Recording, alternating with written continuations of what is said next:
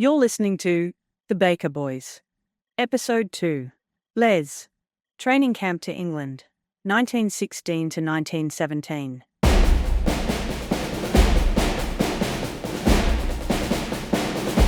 This project is sponsored by the Milparinka Heritage and Tourism Association and made possible by the generosity of the family of Les Baker, formerly of Milparinka and Phildarpa Station. The letters were transcribed by Sandra Baker.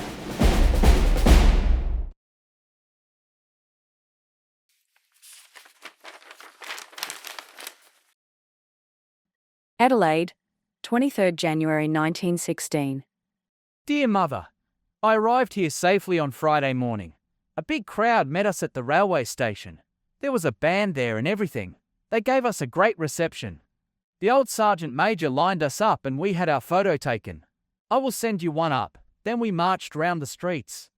There was a terrible crowd there watching us march past. The balconies and footpaths were full of people. They were cheering and clapping like the devil. I was glad to get into the recruiting office to get out of the row.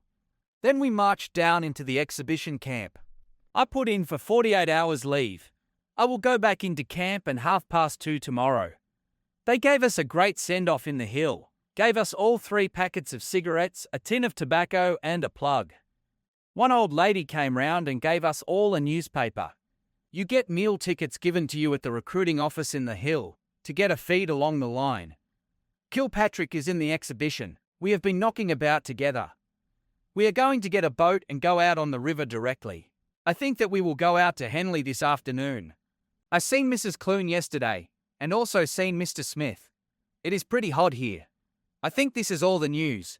So with best love, hoping you are all well, I remain your loving son, Les. Tell Jack that Kill's address is the same as mine, Mrs. W. Wells, 122A, Henley Street, Adelaide.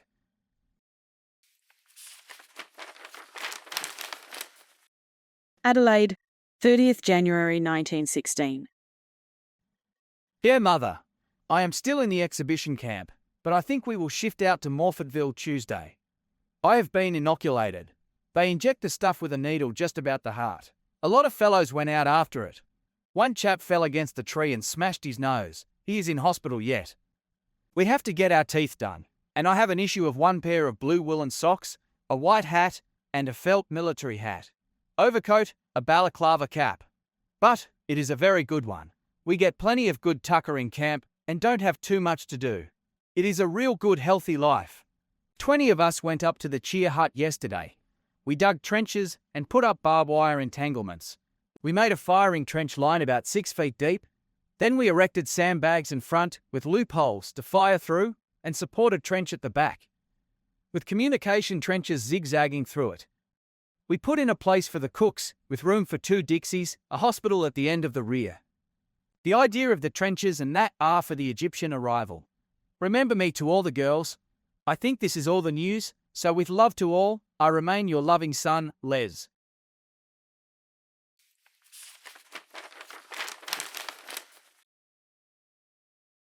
Adelaide, 6th February 1916. Dear Mother, I received your letter and was pleased to hear from you. We have been having a pretty good time. It is a great life. The exercises and drill you get is splendid. I got a transfer from B Company to A Company. Kill is in A Company. I think I will be going out to Morfordville on Monday. We should have had a shift last week, but could not get away. I got half a day off on Monday to go to the Egyptian fair. It was very good. I seen Mrs. Smith the other day. I have not seen Mrs. Clare about lately. I think she must be home. Did Jim O'Connor go down to enlist? I did not get the first letter you wrote until yesterday. I got the other one on Thursday night. I was on town picket and went into Wells as we were marching past. I think we get our full uniform on Monday. We only get 1 night off a week now. Only 20% of the men are let off at a time. Of course, we get our week and weekend leave off just the same. I had a double dose of inoculation and vaccination on Tuesday.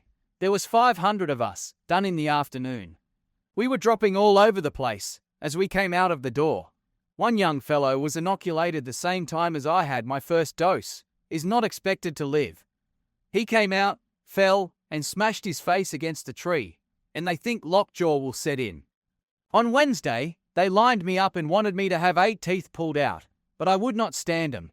I told them I would get them done privately. I think this is all the news, so hoping you are all well.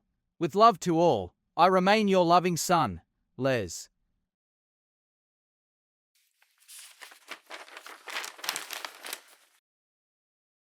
Mitcham Camp, Adelaide, 17th February 1916. Dear Mother, I received your last letter and was very pleased to hear from you. I suppose you were surprised when you did not receive a letter from me today. I was on guard duty from 10 o'clock Saturday night until 10 Sunday night. You don't get much time to ride at night since they started these night parades. We have just come in from firefighting. You have read about the fires in the hills around Mount Lofty and Belair. There was 2,000 of us out in the hills today putting out the fires. About 1,500 of us marched down to Brighton last night and went for a swim. It was about 12 o'clock when we got back. We are supposed to sail early next month, but I don't think we will. I will know better by Sunday when I ride again. If we are, I will soon be up that way again. Kilpatrick is in the new battalion. He will not be going till June. We did not go to Morfettville as we expected. Old Major General Mackay inspected us, and we were sent straight out here. A fellow got a nasty wound in the forehead here yesterday with a bomb. He was fooling around with it, and it burst. I will write a long letter on Sunday. I am quite well, hoping you are all the same. With love to all, I remain your loving son, Les. Tell Jack that I seen Hannah and George Bennett. Has Girlie got any socks ready yet, Les?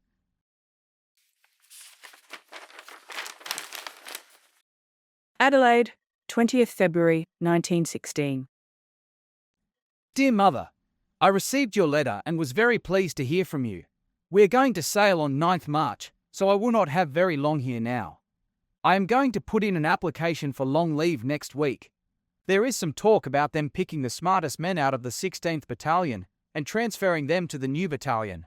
So, if I am transferred, I will let you know as soon as possible. They did not give us our uniforms when they promised, but we will get them and our full equipment on Tuesday. I seen Harold Jackson this morning at Grant's Coffee Palace. I have not seen the Monaghan's yet. If I am transferred to the new bat, I will not be going till June. If they do not transfer me next week, I'm going to try to get into the 14th or 16th bat. If I do, I will be with Ross and Kelty in Egypt. I was on town picket last night. I will send you up some money as soon as I can. There is some talk of them making us pay our own fare when we are on long leave. So if we are going to sail on the 9th, I would like to get up there again before we go. We have a real good lot of officers. They will be going away with us. We were on duty until 11:15 last night, but I am off now till 25 minutes to 9 Monday. I picked up a few old mates while I was in the exhibition, but we all got split up when we went to Mitcham. I was telling you about the fires in the hills. Well, there was a big bushfire on each side of the camp. Mitcham lay right in between. There is supposed to be a German cruise just off the coast, and they think these fires were started by Germans to show the positions of the camp. We were expecting to be bombarded. Nearly all of us had to sleep in our clothes with rifles and fixed bayonets alongside of us, and 25 rounds of ammunition each. There has been trouble at a place called Harndorf, or some name like that. 600 light horse were sent up there. There must have been something in it when the Commandant sent 2,000 of us out to put the fires out. I am having a good time and am quite well. I wish you could all come down here for a while. If the chaps up there knew what a great thing this is, they would not think twice about enlisting. The only thing I am sorry for is that I did not get away with Ross and Keelty. But I will stand a good chance of being with them before they get to the firing line. The war news seems to be better now. We never talk about the war in camp. You hardly hear war mentioned. I was always wishing for the war to end before I joined, but now the other way round about. I don't care if it never ends. Kill and I are going for a walk down to the Botanical Gardens directly. Is Dad still working for Taylor? How is Auntie? Tell Mel I will write to her tomorrow. It has been pretty hot down here, but we have a cool change this last day or two. I will get my photo taken next week. How is Jack getting on? Tell him to write to tell me all the news. I will get the latest patriotic song before I come up. I have that photo that was taken of us at the railway station. I have not seen Mrs. Smith lately. I'm going round to see her sometime next week. Remember me to all the girls. Is Rosie still staying there? Well, I think this is all the news. So with best love, hoping you are all well. I remain your loving son, Les. You can address the next letter to Private L.J. Baker, 16th Battalion AIF, Mitcham Camp. Les.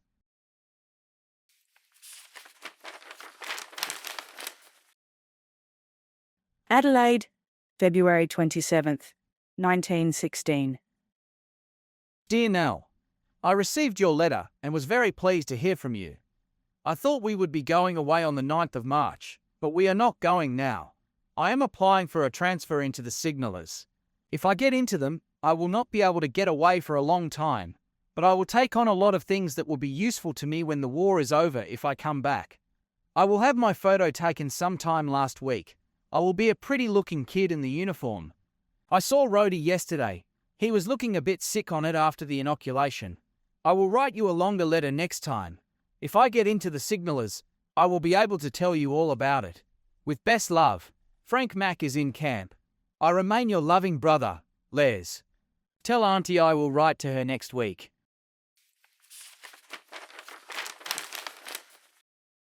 Adelaide, 27th of February, 1916. Dear Mother, I received your letter and was very pleased to hear from you. I was sorry to hear of poor old Mrs. Smith's death. I think Mrs. Bonnet is very foolish not to let Ted go if he wants to. I believe Jim O'Connor has not enlisted yet. He must have cold feet.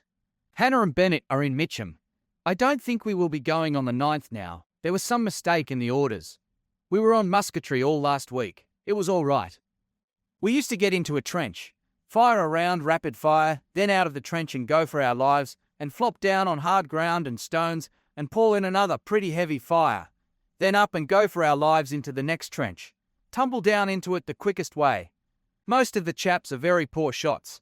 They reckon your life depends on your getting up and down smoothly and on your shooting. One fellow flopped down on a stone and cut his knee, then he stood up and started rubbing it.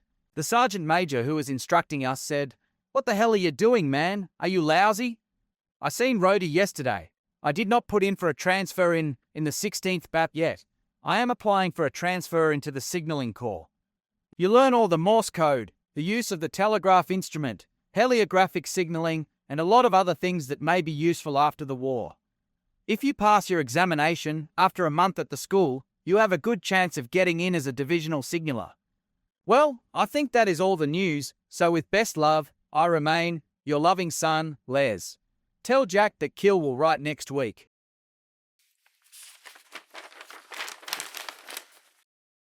Adelaide, 27 August, 1916. Dear Mother, I arrived here safely and had a good trip down.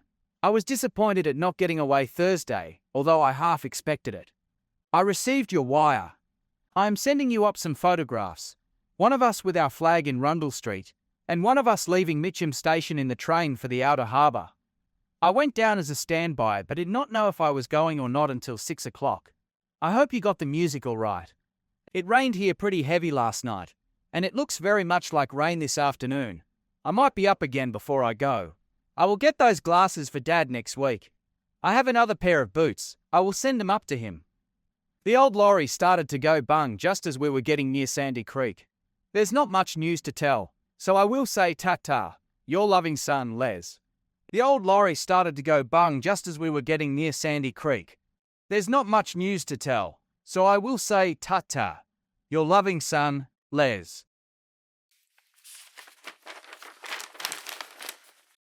Mitcham Camp, 7th September 1916. Dear Mother, I received your letter and was very pleased to hear Jack has a good shearing shed run. I will get those photo and Dad's glasses sent up. I was pleased to hear Lil liked pull for the shore. I think we will be going on the 21st, but not quite sure yet. I am going to see if they will do my teeth tomorrow. I fixed up my allotment today. You will be able to get it as soon as it's due after I sail. Don't forget to shake them up if they keep you waiting for it. I don't think I will be able to get up home again before I go. I was pleased to see Ross's letter. Would you get me Ted Bonnet's address? We have been on bayonet fighting this last 2 days, and have 2 more days to put in on it next week. We are going out on the horses down to the bay tomorrow to give them a swim in the sea. Well, Mum, I feel a bit tired after the bayonet fighting all day, so I will say good night. With love to all at home, your loving son, Les. Give my love to Auntie. I will write to her on Sunday. Tell Girlie to write, and also John.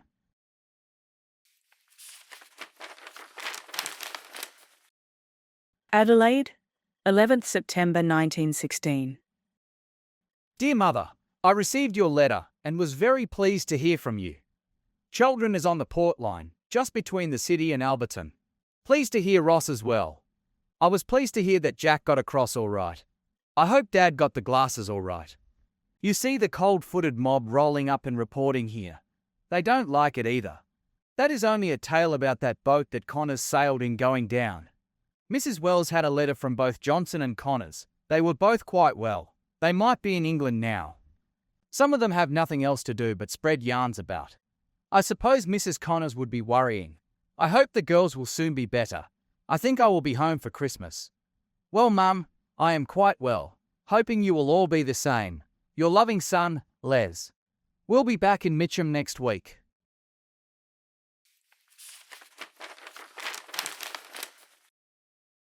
Mitcham Camp, 5th December 1916. Dear Mother, I arrived here safely this morning and had fairly good trip down. I saw Lizzie at Argina. We are not going to sail until the 16th now, or we might not go until after Christmas. I have to go up before the blooming camp commandant in the morning. All that last lot off to the school, the one I was in, are reduced to the ranks. I am a common private now, but I don't care, so long as they don't clink a fellow. I came down in the train with Bill Larkins and Chicken 00 Clark. He said John was going over to see me, but of course he didn't get a chance. Well, Mum, I will let you know how I get on next time I write. I am just going over to wire now, so I will say ta-ta.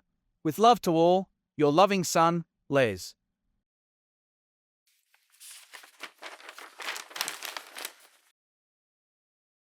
Adelaide, 12th December 1916.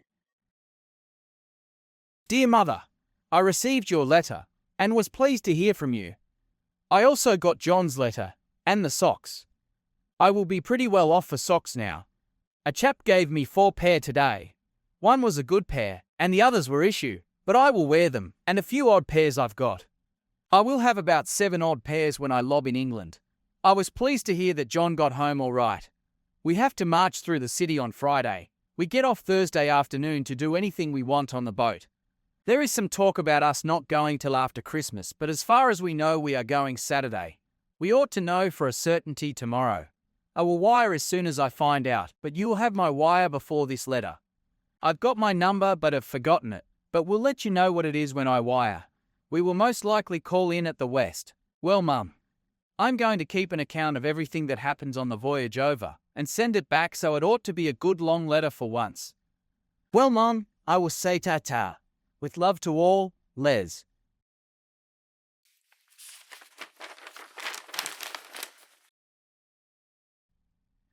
December 1916. Dear Mother, I just received your wire and was very pleased to get it. I am sending Girlie that brooch I promised her so long for a birthday present. It's a bit late, but better later than never. I wired this afternoon that we sail on Saturday, for a certainty. We are on our last leave this afternoon. We have to march through the city tomorrow and then go to the exhibition and give a military display. Then we have to march back to Mitcham about 12 o'clock midnight. Then we have to get up at 4 and prepare for embarkation. So, we are having a bad time for our last day. Well, Mum, I will say ta-ta, hoping to be with you all again soon and wishing you all a Merry Christmas. Your loving son, Les. My number is 7099.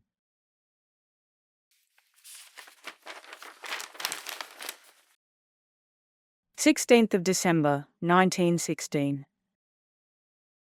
I'm just going to write to Ross. When you are writing, tell him I'm going to put on to get with him as soon as I lob in England, and tell him to put in a claim and do all he can. We are just getting ready to embark. I left that brock with Mrs. Wells to send to Girlie. I hope she gets it all right. Well, I will say goodbye. With love to all, hoping to see you all again before too long. Your loving son, Les.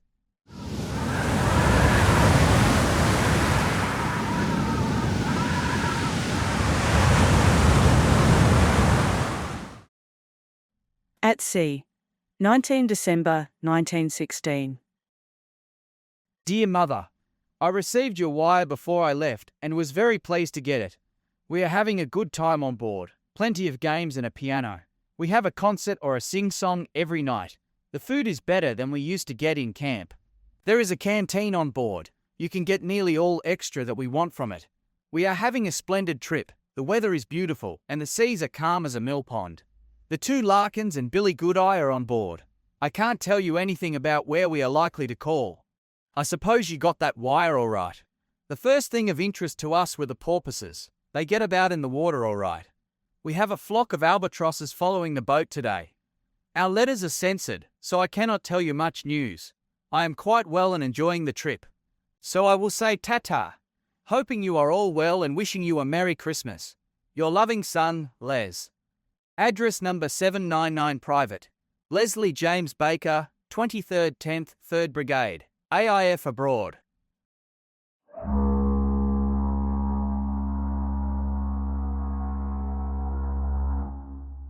Fremantle, 23rd December 1916. Dear Day, I got off yesterday. They took us for a route march to Claremont, but I nicked off at Cottesloe and caught a train to Perth. I had a good time there. Went all over it. I got back on the boat about 11 o'clock last night. They had everyone else's name taken, but I got on without any trouble. I just walked past the guards. I said, "It's all right, lads." They thought I was a blooming officer and let me through. Perth is not a bad place, but the streets are very narrow. A lot of chaps nicked off and got drunk and the clink on the boat is full. There was a half-caste here, chased two of the sergeants with a knife. They ran for their lives. One fellow jumped overboard. There was a regular circus all round. They would not give us leave. The fellows would have behaved a lot better if they had. The Swan is a bonza river. Cottesloe is the chief watering place here. Fremantle is not much of a place. The Western Australians are just starting to come aboard now. We sail again today. Well, Day, I will write again from Durban. We are calling there and will probably be there a couple of days. I'm just going to throw this letter to someone on the wharf to post. So, with best love to all at home, wishing you a Merry Christmas and Happy New Year. Your loving brother, Les.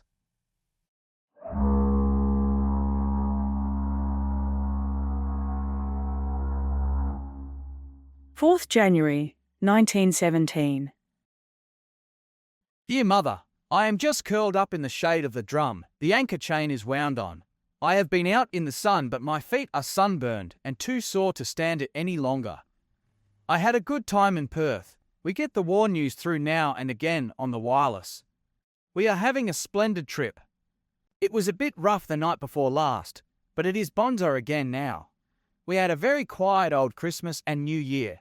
The YMCA gave us a piece of cake and a packet of cigarettes and some nuts for Christmas, and a piece of cake, packet of cigarettes, and lollies for New Year.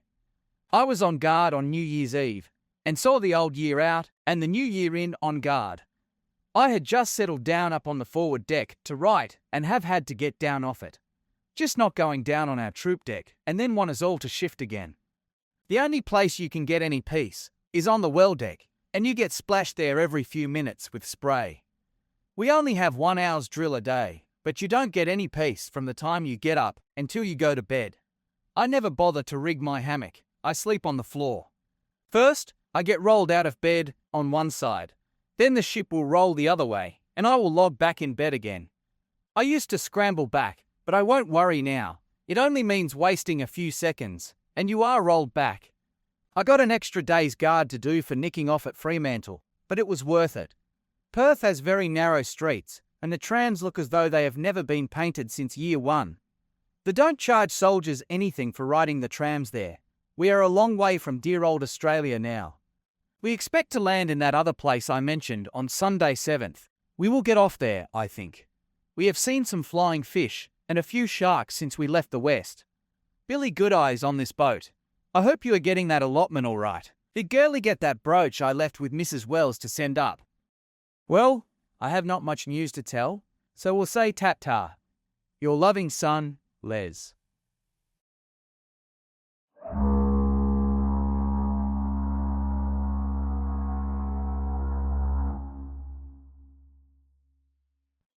4th January 1917. Dear Jack, I received your letter before I left, and was very pleased to hear from you. I was sorry you could not get home. I would have liked to see you before I left. I seen Chicker and that mob at Bancania. They went down to Adelaide the same night as I did. I don't know Bert in the school. We have been having a good time over, although it was a deadly old Christmas and New Year. It gets very monotonous on the boat. See nothing but water day after day. I bet it was a lovely scrap between Mac and old Bart. I was pleased to hear you won the gold watch. We don't have much to do on the boat. About an hour's drill every day except when we strike guard. The main guard is pretty rotten, 2 hours on and 4 off. But the submarine guard is all right. You only have 1 hour and a quarter on and 4 off. We've seen plenty of porpoises and flying fish and have seen a couple of sharks. We will see a bit of land in a day or two. I will be jolly glad to see it too, I can tell you. We had a bit of fun yesterday. The sea was a bit rough and the spray used to dash up and give some of us a dunking. See nothing but water day after day. I am feeling splendid. Jack Larkins was feeding the fish yesterday morning. I would give a quid for a good drink of tea. The tea we get is awful. I always drink water. The next place we land at, I'm going to get about 100 gallons of good tea into me, to make up.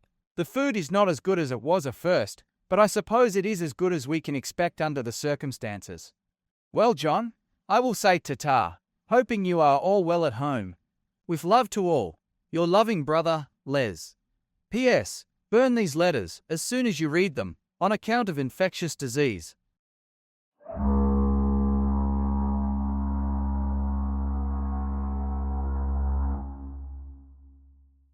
Hopetown, January 15, 1917. Dear Day, we are on submarine guard today. I am sitting on the hatchway, looking at the city with the mountains rising straight behind it. Just a little strip of water between us and the city. It makes one feel like jumping over and swimming into the shore.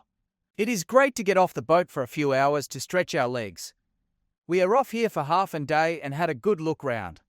I got a good supply of butterscotch while I was ashore, but I have been making welter of it, and only have 1 tin left. I gave my mate 4 pennies to go up to the canteen for a bag of biscuits. He brought back the wrong sort, and I have just been using a bit of language more forcible than polite. It does not get dark here until about 9 o'clock. The town is built round the seashore. It is jammed in between the hills and the sea. The highest mountain is 4,000 feet.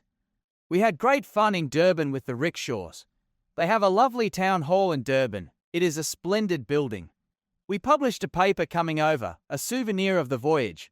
I had posted one. I hope you get it all right. It has been jolly warm here today, but it is cooling off now. I think we will be getting a move on again soon. Well, Dade, the mail closes directly, so I will say ta-ta. We sail again tomorrow, 16th. With love to all, your loving brother, Les.